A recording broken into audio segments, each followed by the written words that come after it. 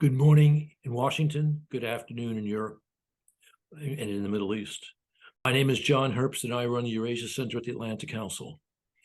We have a very interesting panel for you today to talk about what's been happening in the US Congress, the impact on American policy in Europe, in East Europe regarding Ukraine, and in the Middle East regarding Israel, as Ukraine and Israel both face vicious assaults.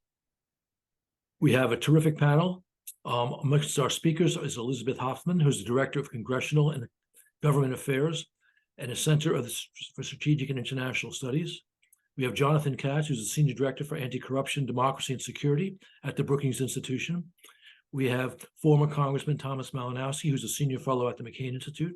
And we have Dr. Kieran Skinner, who's the Talbot Professor of International Relations and Politics at Pepperdine University. So I will start with some questions for our panel, and then the audience will have a chance to ask their own questions later on. So we've seen that there is still no Speaker of the House. Steve Scalise has withdrawn as a candidate. Ms. Hoffman, once again, the difficulties of Republicans choosing a Speaker are very evident. How do you expect this process to play out? And will foreign policy issues like Israel and Ukraine play a role? Well, thank you so much for having me, and thank you for that question. I think if anybody tells you that they know how this process is going to play out, they're not telling the truth. I don't think anybody knows what's going to happen at this point. It does seem that Congressman Jordan is going to make a run for Speaker. It's unclear that he will get the requisite number of votes to actually clinch the speakership, which will then open it up to a variety of other candidates, I think some of whom we aren't even talking about and haven't been mentioned at this point.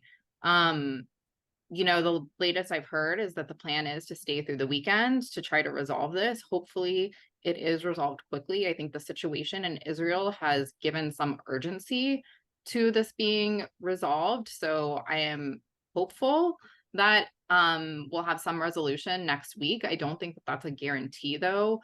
As far as Israel and Ukraine playing a role, I do think that you will see kind of behind the scenes. I can imagine, when McCarthy came to the speakership, there were lots of side deals and guarantees made to more conservative Freedom Caucus members.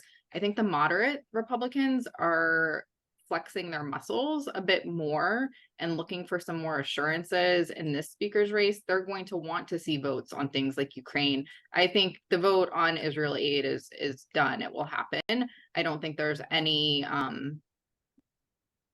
question about that. It's just when there's a speaker. So I think that will happen. Ukraine is much more murky. But I do think you'll see some moderate members looking to receive assurances from whoever the candidate is that something will get put on the floor in regard to Ukraine. Okay, thank you. Mr. Katz, what is the impact of the aid blockage to Ukraine on both national and global security? And how does stalling in Congress impact the ability of U.S. agencies providing support to Ukraine, like DOD and USAID, to continue to do so effectively? Yeah, thank you. Thank you for the question, John. Good to be here. Good to join the Atlantic Council and those that are participating today. Excuse me, I'm an optimist about just what was just said, that I think there will be an opportunity, I hope soon, for that assistance for Ukraine, for Israel, as needed, to make its way through Congress. So I'm an optimist that this will eventually happen, but can't say when.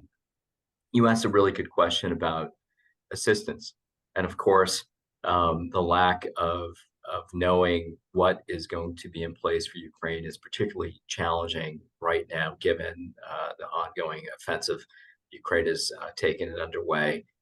What's needed in terms of economic assistance? The Ukrainian Prime Minister said that there was $42 billion needed next year to help Ukraine weather the current war, but come out economically in a place where it can support its public and address humanitarian needs. For U.S. departments and agencies, having worked at USAID, State Department, and supported overseeing both the programmatic work in Ukraine, not having this money, excuse me, means that the projects that are in place right now are in peril. Ukraine, this in terms of military support, there was a recent announcement this week of over 200 million in additional military support from the U.S.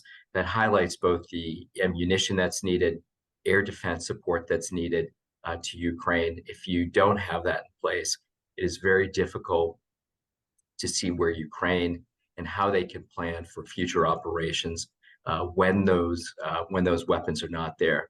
So militarily, it has an impact on Ukraine. But let's not forget that the administration's request for funding to Congress for assistance to Ukraine also includes billions in support to replenish American stocks. So it's not only an impact on Ukraine, but it's also an impact on U.S. national security. So the same concerns exist related to Ukraine's infrastructure and rebuilding, democratic reforms that Ukraine has been undertaking and has made a lot of progress, both in terms of anti-corruption and democratic reforms. I think we might get into that later. But when you pull the funding away, when U.S. funding is uncertain, it leaves a major gap in support for Ukraine. Yes, we know the numbers have increased for Europe, and it's a myth that I think has been perpetuated, unfortunately, too often, that Europe is not providing support. They are. In fact, in many ways, EU countries combined have gone beyond what the United States is providing. But the U.S. is critical and essential to the support. And I just want to say, when we hear about support for Israel this week and Ukraine, there are so many similarities in terms of the struggle that Ukraine has faced and Ukrainians over the last more year than a year and a half.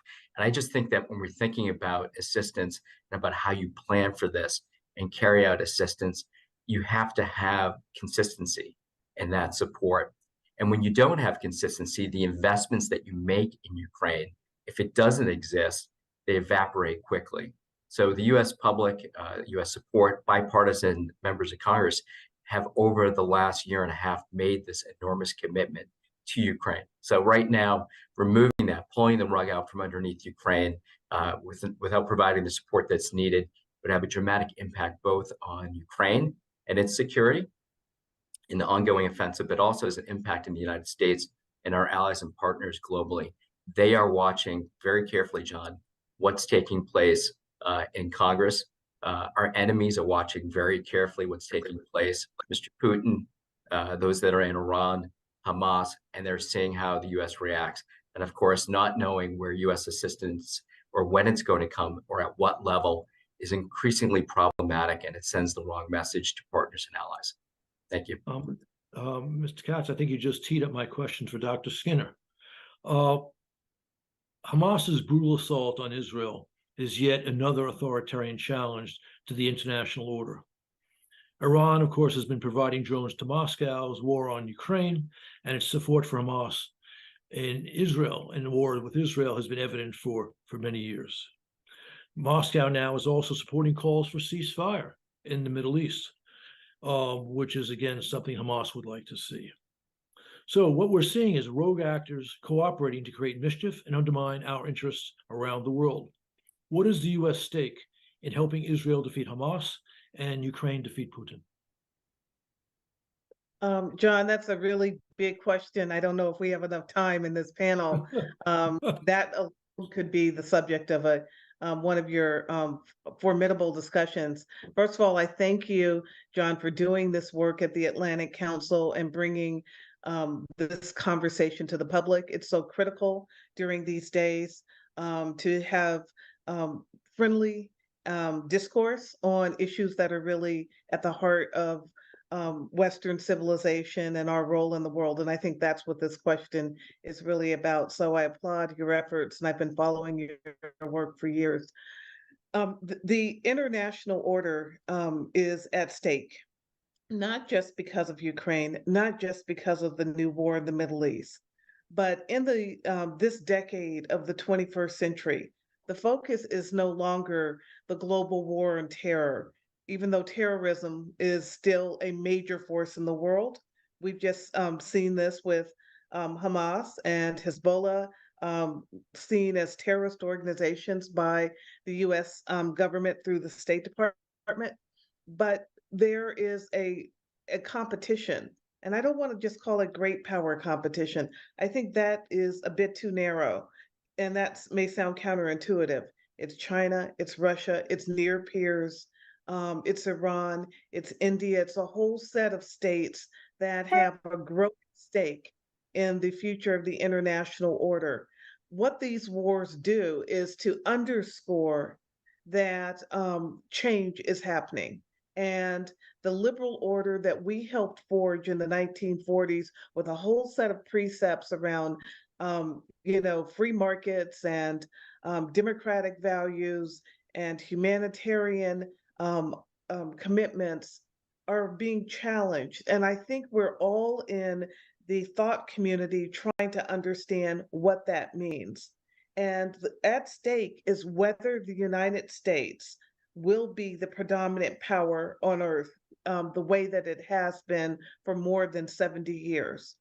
I happen to think that the world is better off when the US is leading the system. With all of our faults, domestic and international, there are many, historically and in the present. But we've done a remarkable job of organizing and enforcing international norms, helping states that want to be part of the democratic community. And so I agree in part with Jonathan that we need to be present in these conflicts. I think where the disagreement is how much. Because to be the predominant power or a leader of the international order, if you don't like that word, we have to be strong internally. We have to be less divided than we are right now. When I look at what's happening in our conversation and abroad simultaneously, it looks more like the 1930s than at any point in my lifetime. So I do think there is a challenge by lots of actors simultaneously to so-called dethrone the United States. And this war is as much, I think, about the United States as it is about Israel. Thoughtful response. I think everyone on this panel would like to see more order and bipartisanship here at home to help deal with these challenges, both domestic and foreign. Okay, Mr. Congressman, Mr. Malinowski, until last year, you served as a member of the House of Representatives, where you were closely working on security issues, including U.S. aid to Ukraine. What is the road to renewing that aid today? And what are the chances of a bipartisan compromise, especially in the context of Hamas's recent assault on Israel? Thanks, John. So I can walk you guys through some possible scenarios that could unfold in the next few weeks. Please. In this embarrassing and chaotic situation in the House of Representatives. So as I'm sure everybody has read, the administration is working with a bipartisan group in the Senate to put together a big bill to help Ukraine, to help Israel, potentially to throw in some assistance for Taiwan, potentially to enhance our efforts at the US-Mexico border to make sure that's protected, which a lot of Republicans are focused on right now. So let's say, and that can pass in the Senate very easily because the Senate is still run by grown-ups. So let's say that passes in the Senate, it then goes to the House. In an ideal world, there will be a Speaker of the House, and the Speaker will either put that big bipartisan arsenal of democracy bill on the floor for a vote, and it will pass, or the Speaker will split off Ukraine funding as a gesture to the 60, 80, 100 House Republicans who don't want to fund Ukraine anymore so that they can vote no on Ukraine while voting yes on Israel. And Ukraine will still pass 3-1. I don't care. Both of those would be perfectly fine outcomes.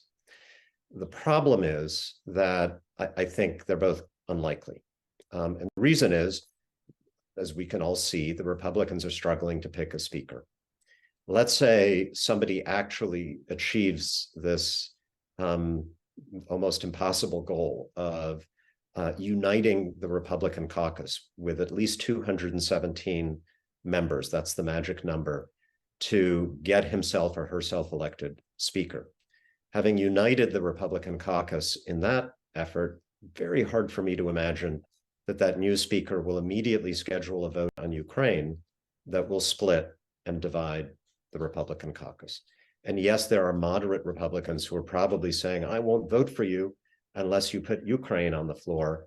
But there are at least as many far-right MAGA Freedom Caucus Republicans who are saying, I won't vote for you if you do put Ukraine to a vote on the floor. So I have a hard time seeing, I hope I'm wrong, that this will be done in the regular way. So what are the other possibilities? Well, one possibility is that they will remain completely in disarray. No Republican will get to 217 votes, in which case, at some point, if they fail and fail and fail and fail again, they will have to reach out to Democrats to try to elect a speaker. In other words, by asking Democrats to abstain from that vote, which mathematically would allow somebody, whoever, to get elected speaker without 217 Republicans. Or maybe they'll need Democrats to help them with something else. There are Republicans who'd like to elect a temporary speaker to give themselves time to have this internal fight. They would need Democrats for that. There are Republicans who want to change the rules of the House so that it's harder for one crazy guy like Congressman Matt Gaetz to force a vote on removing the speaker. They would need Democrats for that. Anytime they need Democrats, Democrats will say, well, if you want our help, you got to have a vote on Ukraine in addition to the vote on Israel, and that would be fine. The only other possible way to get this done would be through what's known as a discharge petition. So under House rules, if a majority, a bare majority of House members sign a petition demanding that a bill be brought to the floor for a vote, then it happens. It takes a little bit of time, but a majority of House members can force a Ukraine vote if they sign a discharge petition to do that. That would require basically 5 moderate Republicans or pro-Ukraine Republicans to join with the Democrats in opposition to the leadership of their own party to bring that bill to the floor. I think it may come to that. And discharge petitions are very hard, they're very rare, but you know, the fate of the free world literally depends on this right now. This is not your normal dispute in the House of Representatives, not the sort of dispute that will be forgotten 2 or 3 months from now. If the House of Representatives fails to do this, we'll be reading about it in history books in 50 years. And I think the pressure of that should be enough. I hope it's enough, if it comes to it, to convince a handful of moderate Republicans to join with Democrats to force that vote to happen. And then the good news is, if there's a vote, we win. Thank you very much. A very, very comprehensive and thoughtful answer. Okay, Ms. Hoffman, that Tom's answer partly preempted what I was going to ask you. So I was going to ask you about the possibility of a deal relating to our border, our southern border, and Ukraine aid. But I put that out there, but also any comment you may have on the different scenarios that the Congressman laid out, I think we'd appreciate hearing. Sure. So I have a hard time seeing Israel and Ukraine packaged together at this point. I think there's even Republicans that really support Ukraine funding have said they don't want to jam up their colleagues who don't support Ukraine funding by putting the two together. However, there is still a majority of the Republican conference that does support Ukraine assistance. So I think that the pressure to bring a bill to the floor will be great, no matter who the new speaker is. You know, the situation that's playing out right now with Scalise stepping aside is very reminiscent of what happened in 2015, when actually McCarthy was running for speaker, was forced by hardline right folks to step aside. And we saw the emergence of Paul Ryan, who never wanted to be speaker, who really was like, no, thank you. Now we don't have somebody quite of that same ilk as Paul Ryan today. Remember, Paul Ryan had just come off the campaign trail with presidential nominee Mitt Romney. So he had, you know, a lot of goodwill, some standing national recognition. However, I do see the possibility of a scenario like this playing out, where again, it's somebody that nobody is really thinking of. I mean, I know the name Patrick McHenry has been tossed about. So we'll see what happens, but I really do think that they will bring Ukraine to the floor. I think that the more likely scenario is that Ukraine will probably be packaged, as you say, with Taiwan and border security assistance, and then Israel will receive a separate vote.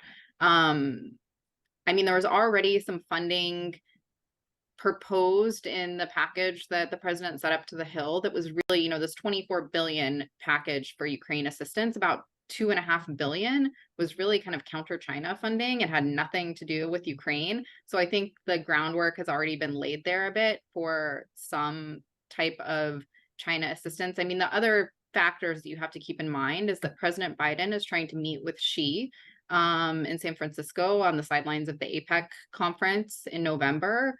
So I don't think that you'll see the administration necessarily send up anything to the Hill that will be super provocative to China at this point.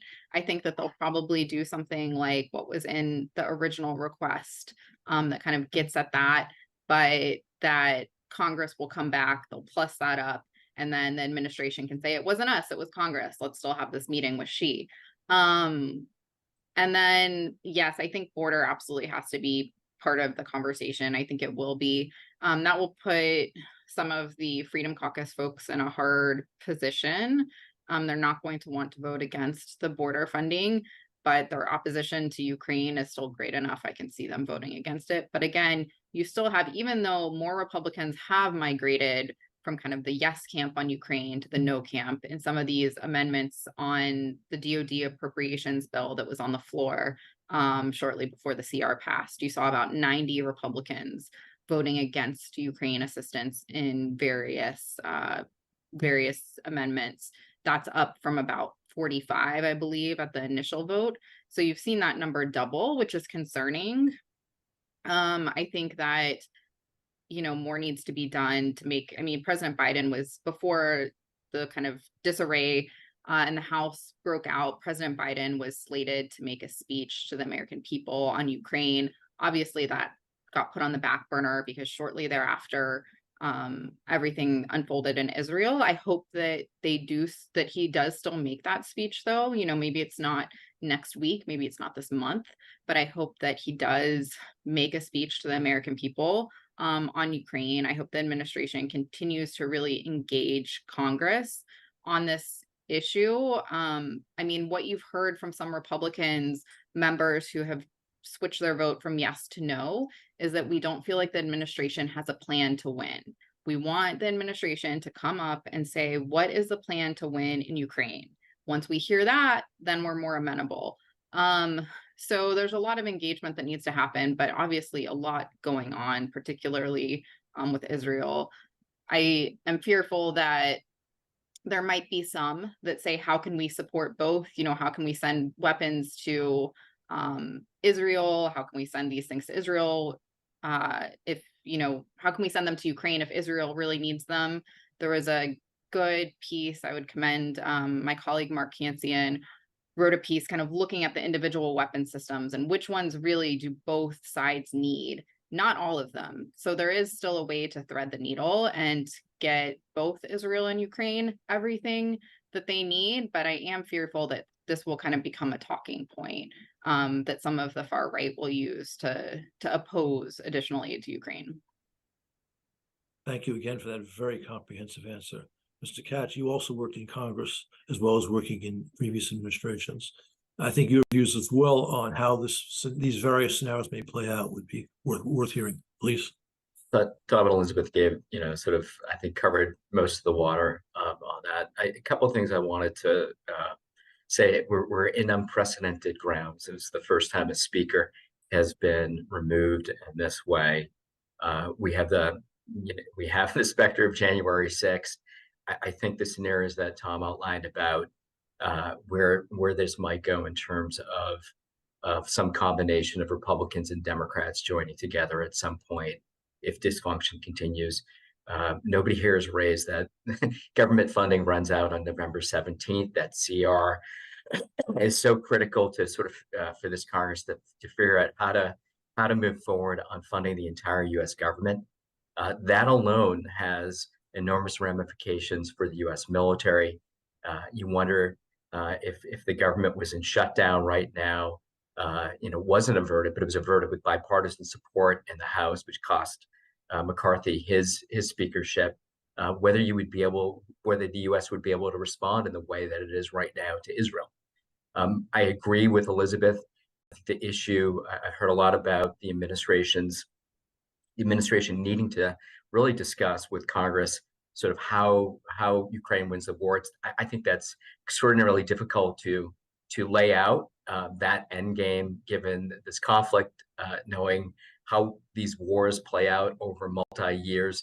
Very difficult to do, but I would suggest that it's important for the administration. I thought the president's speech and what he has said about Hamas, in many ways, you could also put Putin in that same speech. And I'm not saying that we should take away from what took place, what the president said about what Hamas did.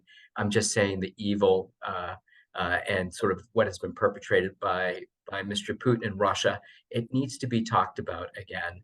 And I hope the administration will pick up on this need to inform the U.S. public about why it's in our interest to support Ukraine and why this impacts our national security. So for me, the bigger concern is about the CR, about the U.S. budget, about sort of extending the CR and how that might happen. And these other scenarios, all depends on who's in that speaker position. And then, what are the vehicles that you can move funding through the House? Tom's right. I think the Senate will move forward. There are adults in the room, but I think there will be adults in the room, I hope, in the House as well. And having been there, worked there for 13 years, I saw many moments where it looked like it was impossible that funding would move forward for forward assistance, or that the government would shut down and deals were made. And so, hope is not a strategy, but at this point, I think we should be thinking a little bit more about that broader concern about what takes place on November 17th. And then also these other scenarios where there are plenty of countries where there are coalition governments that come together and parties that are on opposite ends to move forward on sort of key national security issues. I expect that's going to happen here, but I don't have a crystal ball on exactly when or how that will take place. Thank you. One data point. My understanding is that the White House was planning on doing the speech on Ukraine after there was a speaker in place, which may also explain part of the delay. Okay, Dr. Skinner, recent polling by organizations like the Chicago Council on Global Affairs and the Chains research at Roslin for Ukraine suggests that support for Ukraine among American voters remains robust and bipartisan. But other polls suggest Republican voter support for Ukraine aid is slipping. How would you explain to Republican voters U.S. support for Ukraine, and what changes, if any, would you like to see in our policy? On the first part, how would I explain it to Republican voters? This is a huge debate in the conservative movement. And I say conservative movement instead of Republican Party because there are conservatives in the Democratic Party and among independents as well. And I think it's a debate that has to be taken seriously, not maligned. There are many people asking questions and not receiving answers about guns versus butter trade-offs in the war. Number two, many are asking what truly is our national interest. I think all of us, including me at the beginning of the war, made huge claims about Ukraine being ground zero for the future of the West. Zelensky as being something close to a Churchill. More than a year into the war, there are a lot of questions. And if you live in American cities or if you live in rural areas, urban areas, just the kind of death and destruction that comes born of our economy, of all kinds of social and political factors, makes Ukraine look less like a top priority for us. So I think we have to really walk the American public through why this war is the war that we should be in. And I think as we grow closer to the front line, and if there in fact is American death in the Ukraine conflict, there will be even bigger questions. I've been disappointed by the fact that we aren't having a serious dialogue among ourselves about why this war absolutely matters and should be a nonpartisan issue. And that's something that I think the public, at least on the conservative side, is going to continue to press upon our leaders. And it's not that I think Americans are becoming isolationist, those who oppose the war. I think it's for the fundamentals, these big questions that I just mentioned. I don't think those questions are being asked and debated and answered and debated enough. I think if we spent more time in town halls talking about them, I think we'd see more of a kind of consensus around what we should be doing in the war. Your second question was, again, what happens in the outcome? Or can you go over it a little The bit? change in our policy you'd like to see. Oh, changes. Oh, how much time again do you have? Lots of changes, but I think that I go back to, we're doing a lot on the defense side. The EU is doing a lot on the humanitarian side and some on the defense side, and we're doing humanitarian as well. I would like a clear discussion with our European partners. This would be a big change about how we want to divide and going forward, the support for Ukraine, defense versus humanitarian, greater clarity on it. And, the Europeans are putting forth a lot of resources on both sides in this conflict. But as everyone on this panel has said, the United States is needed to do a lot and perhaps do even more.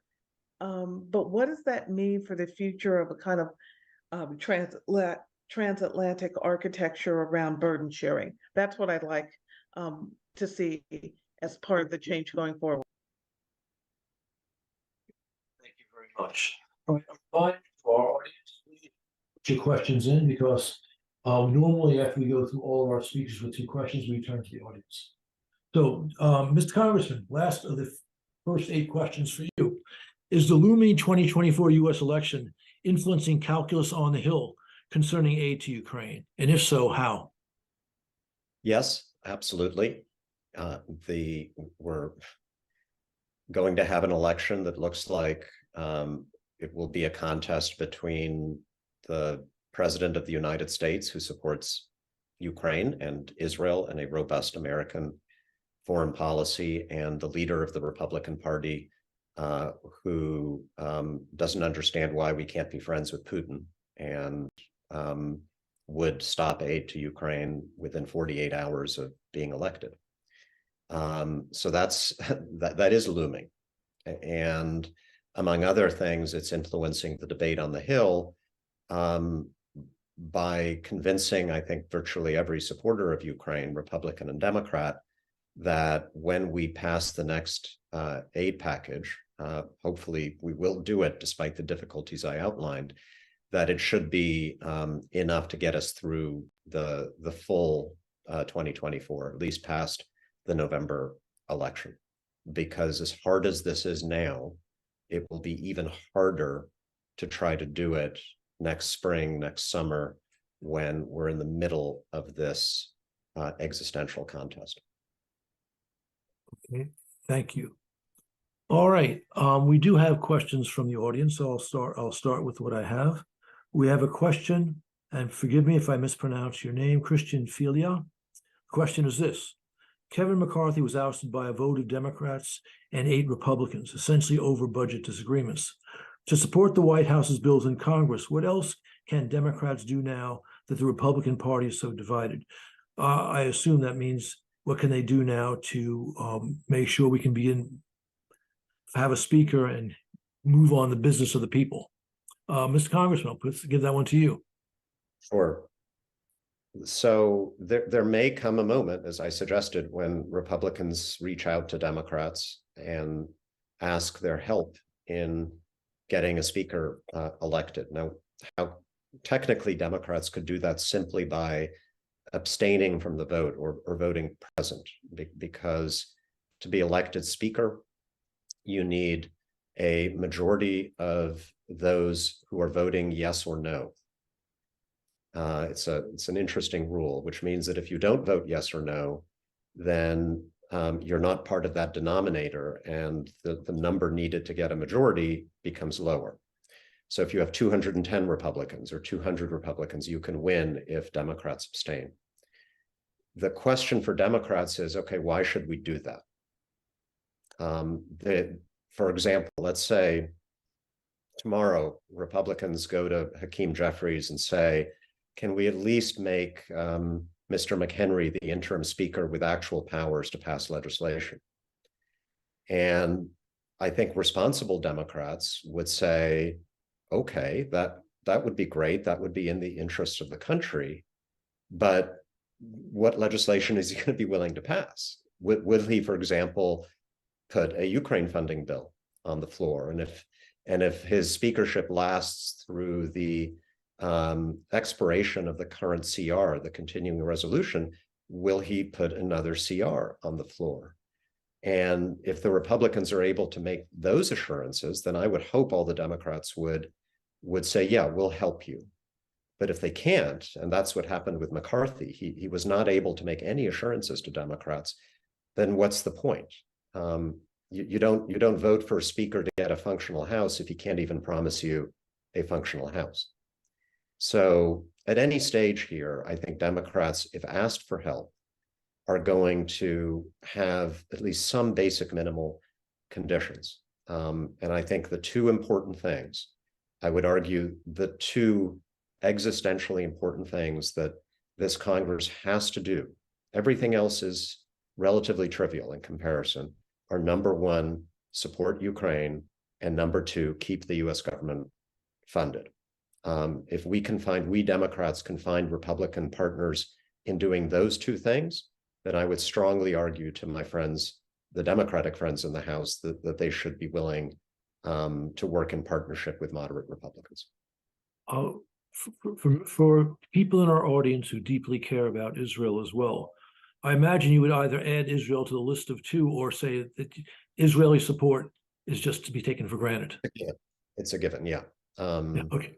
So, I'm sure any Republican speaker would gladly put an Israel and Israel only funding bill on the floor. My fear is they would say, well, let's do Israel now, and then we'll just keep having the debate about everything else. Fair and enough. that means for everything else. So, excellent. Ms. Hoffman, the points that the congressman just made, pertaining mainly to the Democrat side, do you see this as a possible scenario as you look at the Republican caucus in the House? A possible scenario. I think it will be really difficult for Republicans to go to the Democrats and make a deal. So I think that's kind of maybe a last case scenario. It's certainly not out of the picture, out of the possible. We've seen, as Jonathan said, we've seen a number of things that are unprecedented happen over the past several months. I do think that there is some talk, we'll see how serious it is, about changing the rules about the motion to vacate and making it a higher threshold that not just one member can offer a motion to vacate, that you have to have more of a consensus to preserve the ability of the speaker to function, whoever the next speaker may be. I really hope that will be the case. As Congressman Malinowski said, though, will there be the votes within the Republican Party to pass that new rule without Democrats? I'm not sure. You might see a compromise there where Republicans do go to some Democrats on that specific rule change, and maybe you get some guarantees about Ukraine, about putting a CR on the floor out of that. But I do really hope that there is an effort to change how the motion to vacate. And the motion to vacate never before was like, that was a new thing that was put into place, that just one member could offer that. When Speaker McCarthy, it was one of the deals he made to to clinch the gavel earlier this year. So I hope there is reform on that so that the House can function and that the new speaker isn't completely hampered as McCarthy was by this looming threat. The Atlanta Council is studiously bipartisan, and I want to maintain that. But I'd just like to go a little bit deeper here on the Republican side. Is it possible? I mean, you mentioned you thought it'd be very hard for the Republicans to reach out to the Democrats with some sort of understanding, even if they agree on the specific issues like Ukraine aid, on which there is an understanding. But is there a danger understood on the Republican side in the House that ongoing disruption of House business may not be good politically, and therefore make them more willing to look at these options? I think that you can't view the Republican conference right now as a monolith. So certainly for the moderates, that's true. And they've been kind of screaming this since for a while now, that you are putting us in a really tough position. We are the ones that got you the majority, not the Freedom Caucus. Those are folks that, you know, if they are to go away tomorrow, those districts will still be Republicans. It's the swing districts that matter. And so I think, however, on the Freedom Caucus side, you have members that don't care. They have no interest in preserving kind of the fate of the moderates. They would like to see, I mean, at this point, it seems like they would like to see the Republicans in the minority rather than the majority. They're willing to sacrifice the majority to kind of maintain their particular positions. So I think that's part of the challenge here, is not everybody has the same end goal and not everybody is seeing the same political picture, which is making it so difficult for any kind of governance to take place. Okay, just one last point here. Since there's discussion of adding the border to any potential, our border with Mexico to any potential deal, a move there by the administration in their direction would not be seen as a political victory, which could explain why they go along with Ukraine assistance? Well, if you look at some of the polling on the border, it seems that the current administration's policies are not polling particularly well. A majority of Americans would like to see more done on the border. Even, I mean, you have kind of unprecedented, you have some of the Democratic mayors from cities like Chicago, cities like New York, turning to the administration and saying, you have to do something to get this under control. We're under too much pressure here.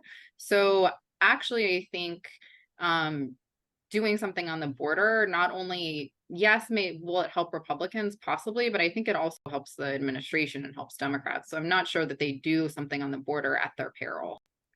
Fair enough. Mr. Katz, do you want to jump in on this? I thought I saw you. Yeah, just a couple, one, I think certainly border issues are on the table.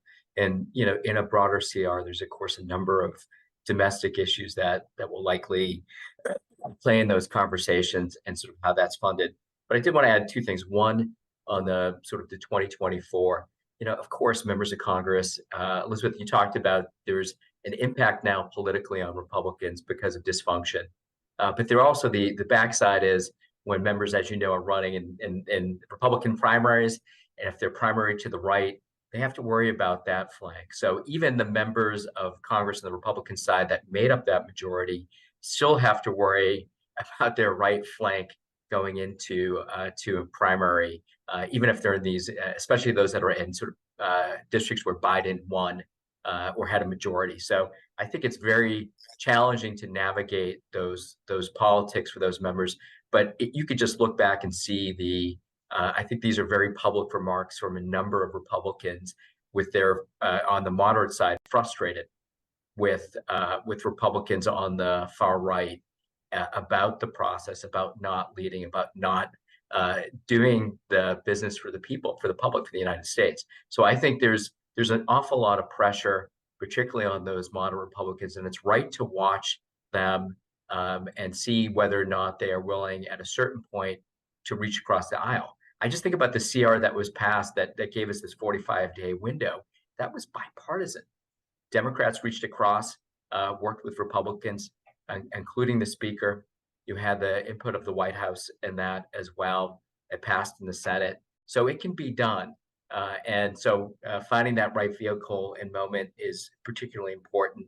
And obviously to recognize the politics that are playing out. One thing I wanted to add, of course, the louder that President Trump gets, it hasn't been brought up in this conversation, former President Trump, if he's the nominee, and I think he's the presumed nominee right now, the more difficult it will become for Republicans in those districts in the lead up to a Republican primary to possibly go forward on a vote that may impact their ability to win in their primary. So I think we can't forget that. I spoke about this in a piece yesterday that I wrote on, it's in the Hill with Ambassador Ramisen, just about this issue, about the politics of this playing out in congressional races, not only in the presidential. So I think it's particularly important. On the CR and funding for Israel, one, we don't know what Israel is going to ask for yet. Two, Israel is the largest recipient of foreign assistance on an annual basis, or has been. This is pre the war with Ukraine. If you pass a budget, if you pass funding for the next fiscal year, you automatically have several $billions available for Israel. And of course, much of that money, including the Ukraine money, funnels back to the United States, including to many congressional districts, and has an economic impact in the United States. So not only that the money just doesn't end up in Ukraine or in Israel, it comes back to the United States, and it's needed also for the replenishment of our own ammunition and for our own security. And I think we shouldn't forget that when we're having these conversations. Think about how this policy, this engagement then comes back to support the U.S. workers here and our security. Thank you very much. We have a question from someone with the pseudonym Anon, and he covers some of the things that you, Dr. Skinner, spoke about, but this may give you a chance to look at them again. His question is, or her question is, does the war in Ukraine, the attack by Hamas, dysfunction in Congress suggest the current global order is fracturing? I don't know if I'd say it's really fractured. I think it's challenged. And, this is not the peace dividend of the 1990s, pre 9/11, absolutely.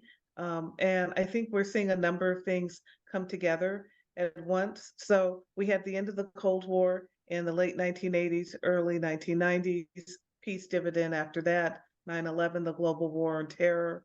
Across this whole period, we weren't developing a strategic doctrine for what was coming in the international order. We rightly got absorbed in the moment, and that moment lasted longer than we wanted. But what we now call great power competition was always coming. And so I think what's happening now is that we've got great power competition, near peers challenging us, the global South gaining a lot of steam in this kind of BRICS plus movement. And we're being reminded that terrorism isn't gone. All of that's happening at the same time, and all of it affects other parts or each other in a way. So when you look at the global war on terror, you look at the global South, let's think about the African continent, for example. Well, Russia is really important there.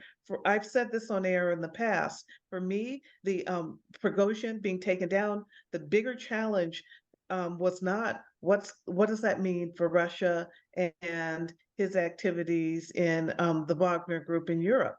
What does it mean on the continent of Africa, where Wagner was holding up a whole set of very fragile regimes? I use that as an example to say that great power competition, the war on terror, the various actors that are rising in the system are all competing, challenging each other simultaneously, and the U.S. is at the center of all of it. A big scenario, we're still holding on to the world order that the U.S. and the West helped forge more than 70 years ago, but lots of unanticipated challenges at this time. Thank you, Dr. Skinner. We have another question from the same pseudonym, which I think is also, you should have the first shot at, Dr. Skinner. How long can Ukraine survive in their counteroffensive if more aid is not provided by the U.S.? And again, that's a question that many skeptics of this war are now asking. I've listened to our panelists, have enormous respect for them and their perspectives, but how do you speak to Americans who don't believe that this is their war and that they don't see an end game? They want to know, how long do we fund this? Give us a strong, compelling case that this is the war that we should be putting the resources in for a number of years. And, you know, you look at Ukraine, incredibly corrupt country. That's not in doubt. That's an empirical statement.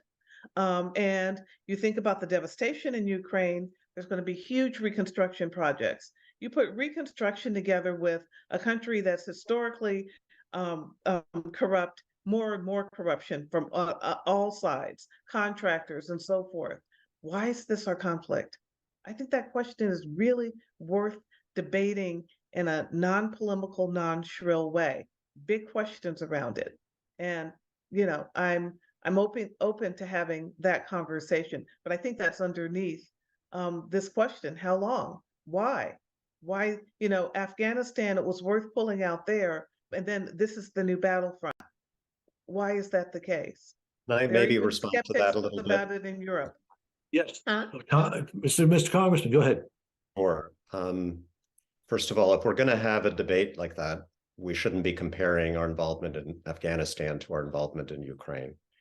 Second of all, I think it's a little unfair to suggest we haven't had a tremendous amount of public discussion and debate about Ukraine, the result of which is that in almost every poll, this shows up as one of the most bipartisan unifying issues in our country, with strong support from, you know, in the range of 60, 65, 70% for the United States continuing to help Ukraine economically. In my congressional district, which was more Republican than Democrat, throughout my time in the first year or two of this war, there were more Ukraine flags flying in the rural parts of my district than there were Trump flags. People get the moral argument. The reason why we have this problem is not because there hasn't been a serious, thoughtful, informed debate about the war. It's not because President Biden hasn't given some speech, although I think he should continue to give speeches on Ukraine.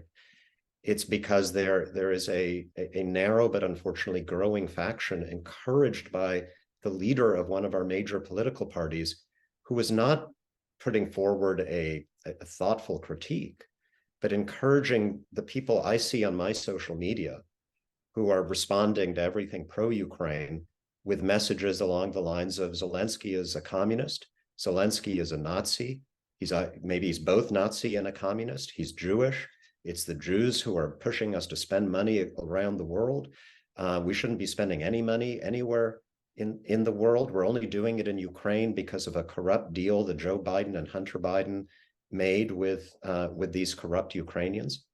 And they're members of the House of Representatives who they want to support Ukraine. They get the argument. They're convinced of the strategic and moral case. But as we've discussed, they are worried about what's going to happen in their Republican primaries, where up to a majority of the people who will vote in that primary are people who only hear these crazy things about Ukraine. And by the way, if Joe Biden gives a brilliant, eloquent speech laying out the strategic case for supporting Ukraine, those people will be even more against doing it because Joe Biden is for it.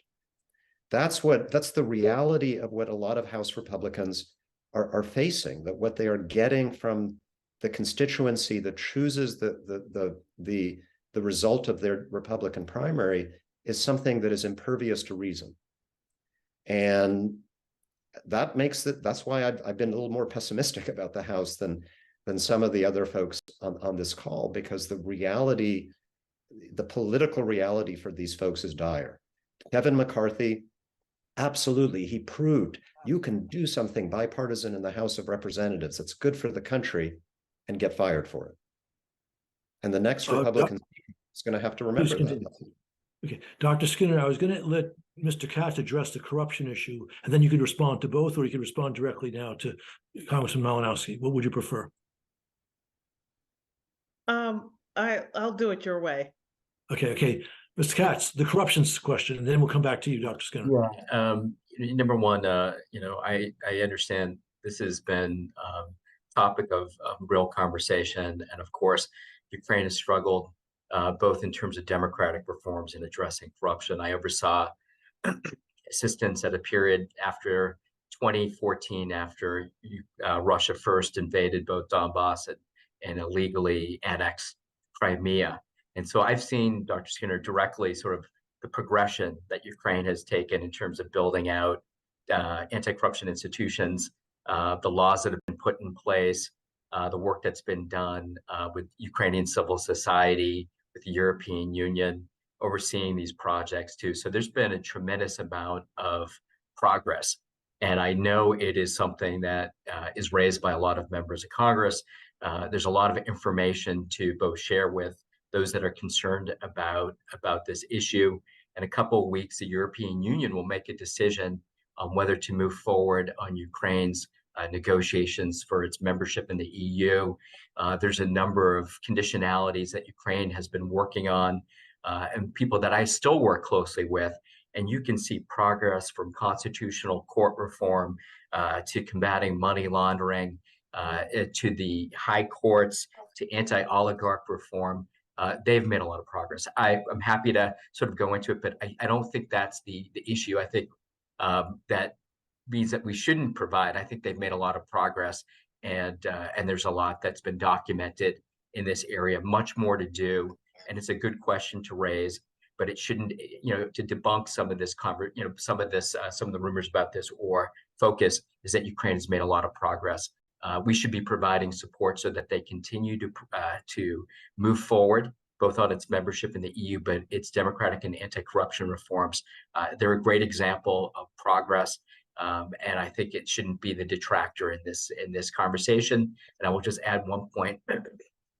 Congressman Malinowski pointed out, I think that's not the case with your question or your observation on corruption, but this is a political issue rather than substance. So if you even providing all this information, and I know many have tried to members of Congress many who will behind the scenes say, I do support Ukraine, and then politically can't. So it's less at times about the policies that people are concerned about and more about the politics of the current situation. And I fear that the same fate that Ukraine aid is receiving in terms of a push from a former president and leader of the Republican Party could also impact aid to Israel as well. Many of those arguments, Tom, I see also in social media being connected as well. And it worries me, and it should worry others, that we think these things are an absolute, that funding for Israel will be there. Well, in this atmosphere, you just don't know. Dr. Skinner. Both Tom and Jonathan make some powerful points, and I do agree with some of them, but it's not about what I agree with. I'll start with something Tom said about, Afghanistan is not, it shouldn't be compared with Ukraine. But in the American mind, war is war, and our commitments were long there, and then it ended somewhat abruptly. And so if you don't want Americans to make those comparisons, you really have to be deeply engaged with those you disagree with a lot, because they are making those points. And what's the right war? What's the right time? What's the national interest? Rigorously defined. I think what we're starting to see is that there isn't a common understanding of what the national interest is. This takes me to Jonathan's point. I think you're right. A lot of this is political. You could lay out a great case where Ukraine is making massive reforms, has been for a long time. The president, as Tom said, could give a wonderful speech, and still people would not listen or agree, or be open to what's being said. That's because the whole issue of war has been political for so long. The last time we declared war was in 1942. However, the U.S. has been involved in lots of kinetic activity post 1945. We lived under the AUMFs associated with the early global war on terror in the 21st century around Afghanistan and Iraq. Yet we use those as a way to expand the conflict as we combated ISIS with no new authorizations. Don't you think the man on the street, the cop on the beat, have some sense that this doesn't seem right? And so I think Ukraine is part of a larger conversation about getting more rigorous about war. And if Congress wants to do its responsibility so that Americans understand our role in this and other wars, be more transparent and use the levers that we have in our constitutional system like declaring war or being clearer, new AMUFs, revoke the ones that we have. That's what I think is happening in the Ukraine discussion. It landed in a bigger problem about war and peace in the United States, and a Congress that hasn't been responsible enough, given that it has this particular authority. Thank you. We're actually over time, but I don't want to neglect our last speaker. Mrs. Hoffman, if there's anything you want to say as the final word, it's yours. Yes, thank you so much. So one thing that I would really like to highlight is I think more members of Congress, more congressional staff need to get to Ukraine, need to go to Ukraine because of silly bureaucratic rules that I won't bore everybody with. Basically, members of Congress, congressional staff haven't been able to go to Ukraine and spend the night there. So they go in, they take the train, they get to do a couple of meetings with Zelensky, others, and that's really deprived members and staff of the ability to understand the situation on the ground in Ukraine, to really get facts and get a sense for what's going on. I actually led the first bipartisan congressional delegation, congressional staff delegation to Ukraine since the full-scale Russian invasion in August. And I think people walked away with such different impressions of what's happening in Ukraine, about what Ukraine is doing to fight corruption, about really the atrocities that Russia is committing. In a lot of cases, they're not much different than what Hamas did to Israelis. And you can't get a true appreciation for that, I don't think, unless you're on the ground. And so I think the State Department really needs to recalibrate kind of some of the restrictions that they have placed on members and staff for going to Ukraine, because they need to be able to go experience and then go back to their constituents and say, listen, I was there, I was in Bucha, I saw the graves of 4-year-olds, I saw the grandmothers, all of this that the Russians attacked. And absent of that, I think it's really difficult for members of Congress to make those justifications to their constituents. Thank you very much. A good final word. Thank you all for a rigorous conversation, and where there were differences, very civil. Thank you all. And Thank thanks you for so tuning much. in.